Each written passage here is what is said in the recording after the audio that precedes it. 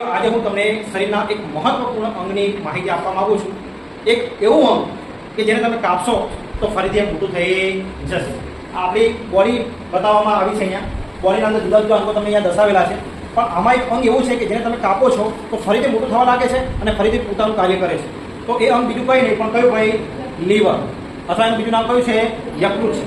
તો તમને પ્રશ્ન થાય કે સાહેબ આ યકૃત અથવા તો લીવર જે છે આપણા શરીરના અંદર કયું કામ કરે છે? તો મેન એનું કામ છે લોહીનું શુદ્ધિકરણ કરવાનું. કયું કામ છે? લોહીનું શુદ્ધિકરણ. શરીરના અંદર જે પણ નકામો કચરો હોય છે, ઝેરી તત્વો હોય છે, એ બધાને શરીરમાંથી શું કરે છે ભાઈ? બહાર નીકાળી દે છે. કોણ ભાઈ? આ લીવર. શરીરના અંદર ચરબીના પાચન સાથે અને પ્રોટીનના નિર્માણ સાથે પણ કોણ સંકળાયેલું છે? લીવર સંકળાયેલું છે. આ લીવર ઘણા બધા શરીરના અંદર કામ કરે છે.